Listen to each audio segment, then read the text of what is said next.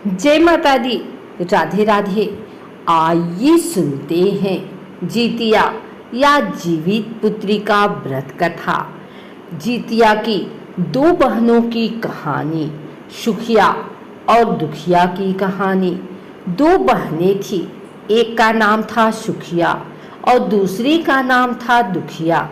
दोनों का भाग्य उनके नाम जैसा ही था। दुखिया गरीब थी और बहुत दुखी रहती थी। सुखिया अमीर थी और हमेशा सुखी रहती थी। दोनों एक ही गांव में रहती थी।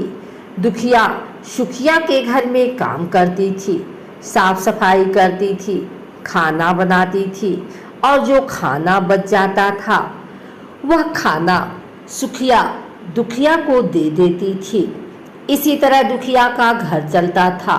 समय बीतता गया। दोनों के बच्चे थे। सुखिया को 2 पुत्र थे और दुखिया को भी 2 पुत्र थे। जब जितिया का व्रत आया तो दोनों बहन जितिया का व्रत रखी थी। दुखिया सुखिया के घर में काम करती थी।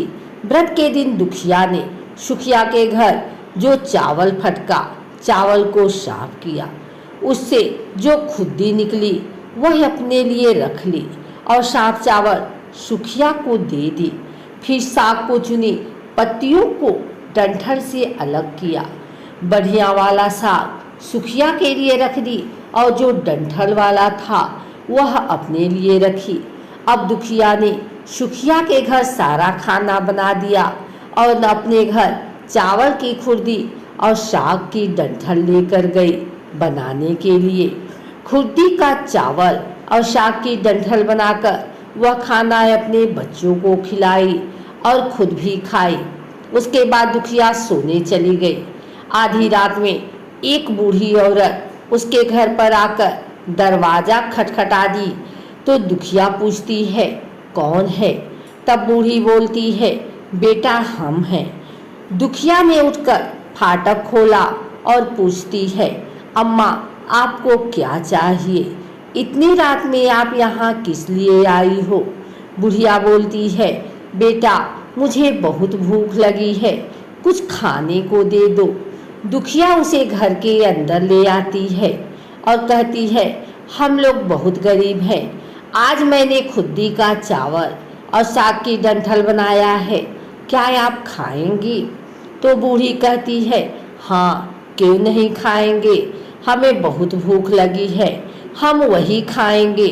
दुखिया अंदर जाकर खुद्दी का चावल और साग की डंठल लाती है और बूढ़ी को देती है खाने के लिए। बूढ़ी खाना खाने के बाद कहती है कि मुझे अच्छे से कुछ दिखाई नहीं देता, इतनी रात के अंधेरे में मैं अपने घर कैसे जाऊंगी? तो दुखिया कहती है, कोई बात नहीं, आप यहीं पर सो जाइए, सुबह अपने घर चले जाना। तो बूढ़ी दुखिया के घर में ही सो जाती है। फिर थोड़ी देर बाद उठकर बूढ़ी बोलती है, बेटा मुझे दीर्घ शंका, पैखाना लगी है, कहाँ करूं? तो दुखिया कहती है, मेरे घर में बाथरूम नहीं है, इसलिए आप उधर कोने में कर लीजिए। बूढ़ी पूछती है कि बेटा भर भर करे या छर छर करे? दुखिया नींद में थी, वह कहती है, माताजी भर भर कर दो, मैं सुबह साफ कर दूंगी। फिर थोड़ी देर बाद बूढ़ी पूछती है कि बेटा मैं अपने हाथ कहाँ साफ करूं? तो दुखिया कहती है, आप मेरे सर में अपने हाथ को साफ कर लीजिए। जब सुबह होती है तो दुखिया को यह सब सपने के जैसे लगता है कि सोते समय मुझे कोई सपना आया होगा। वह ज़्यादा कुछ नहीं सोचती और नदी में नहाने के लिए चली जाती है। जब वह नदी में नहाती है और अपने बाल धोती है तो उसके बालों से होते हुए जो पानी बहता है वह सोने का पानी होता है।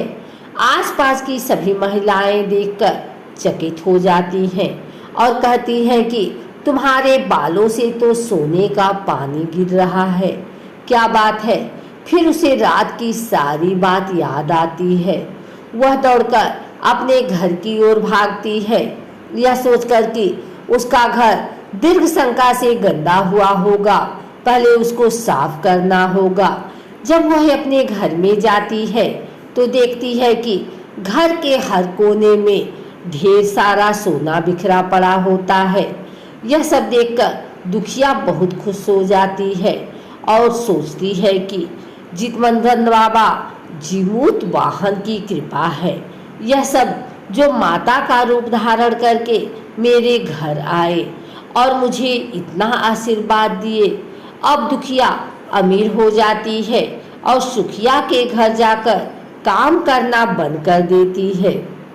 दुखिया जब अपना व्रत पूरा करती है तो अपने पुत्र से कहती है कि जाओ मौसी के घर से तराजू लेकर आओ, यह नापने के लिए कि यह सोना कितना है। बच्चा बहुत खुशी से सुखिया मौसी के घर जाता है और तराजू मांगता है। तो सुखिया पूछती है कि तराजू पर क्या नापना है। तो बच्चा बोलता है, मेरे घर में बहुत ढेर सारा सोना है, उसी को माँ नापेगी। सुखिया कहती है, खाने के लिए तुम्हारे पास कुछ भी नहीं है और सोना नापोगे, मुझसे झूठ कहते हो। तो बच्चा कहता है, नहीं, मैं झूठ नहीं बोल रहा हूँ।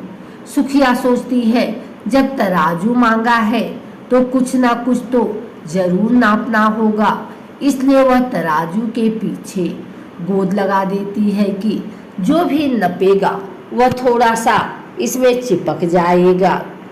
दुखिया जब तराजू पर सोना नापती है तो कुछ सोना का टुकड़ा उस बूंद में चिपक जाता है।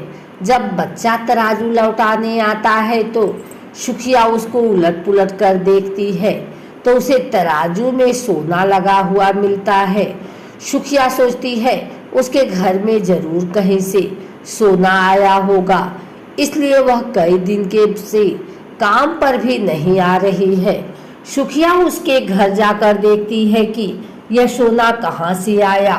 जब सुखिया दुखिया के पास जाकर पूछती है कि तुम्हारे पास कहाँ से इतना सोना आया कि तुम तराजू मंगाई नापने के लिए, तो दुखिया उस रात की सारी कहानी अपनी बहन सुखिया को बताती है।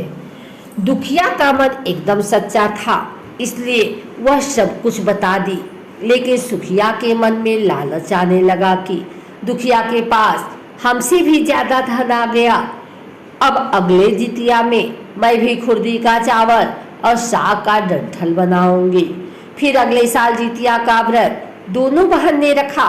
सुखिया के पास हर तरह का सुख था और धन भी था, फिर भी वह जितिया के दिन चावल फटक कर साफ चावल फेंक दी और खुर्दी अपने पास रख ली। साग को तोड़कर पत्तियां फेंक दी और डंठल अपने पास रख ली और वही बनाई। खा पीकर पूजा पाठ करके सोने चली गई। फिर आधी रात में उसके घर में भी बूढ़ी माई आई और दरवाजा खटखटाती है। सुखिया उसका इंतजार कर रही होती है। वह तुरंत दरवाजा खोलकर बूढ़ी को अपने घर के अंदर ले आती है। बूढ़ी बोलती है, मुझे बहुत भूख लगी है, कुछ खाने को दे दो। तो सुखिया कहती है, मैंने खुर्दी का चावल और डंठल का साग बनाया है। बूढ़ी बोलती है, कोई बात नहीं, मैं खाऊंगी। तो सुखिया परोस देती। वह खाना खाने के लिए और सोने चली जाती है। बुढ़िया बोलती है, मैं घर नहीं जा सकती, मुझे दिखाई नहीं देता। तो सुखिया कहती है, कोई बात नहीं, आप यहीं सो जाओ। थोड़ी देर बाद बूढ़ी फिर बोलती है कि मुझे दीर्घ शंका लगी है, कहाँ करूं? तो सुखिया कहती है, वही कोने में कर लीजिए। फिर थोड़ी देर बाद बूढ़ी पूछती है कि भर करें या छर। इस समय सुखिया को याद नहीं आता है कि दुखिया ने क्या बोला था। तो सुखिया बोली, माँ छर कर दीजिए। फिर बूढ़ी पूछती है कि बेटा मैं अपने हाथ कहाँ साफ करूं?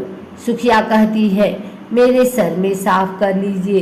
बूढ़ी अपना हाथ सुखिया के सर में साफ कर लेती है। जब सुखिया सुबह उठती है तो उसका पूरा घर गंदगी से भरा पड़ा होता है और उसके बाल में भी बहुत गंदगी लगी रहती है। यह सब देखकर सुखिया बहुत दुखी हो जाती है और उसे बहुत गुस्सा भी आता है। वह अपनी बहन दुखिया को बुलाती है और उसको गुस्सा करती है कि तुमने हमसे झूठ कहा और मेरा पूरा घर गंदा करवा दिया। तो दुखिया पूछती है कि तुमने क्या कहा था, भर भर या छर? तो दुखिया कहती है मैं तो छर बोली। तो दुखिया कहती है यहीं पर तो तुमने गलती की, और तुम्हारे पास तो सब कुछ था, किसी चीज की कमी नहीं थी, फिर भी तुमने लालच किया। मेरे पास कुछ भी नहीं था, तुम्हारे पास तो सब कुछ था। तुम्हारे घर जीतमंद बाबा जीमूत वाहन भेष बदल कर जाएं, लेकिन फिर भी तुमने उन्हें अच्छा खाना नहीं परोसा। मेरे पास तो कुछ भी नहीं था, इसलिए मैंने उन्हें खुर्दी का चावल और साग का डंठल परोसा था। तुमने अपने घर आए भगवान का अपमान किया। सब कुछ करते हुए भी तुमने साग और भात खिलाया। तुम्हारे पास सब कुछ होते हुए भी तुम्हें लालच नहीं करना चाहिए, इसलिए तुम्हारे साथ बुरा हुआ।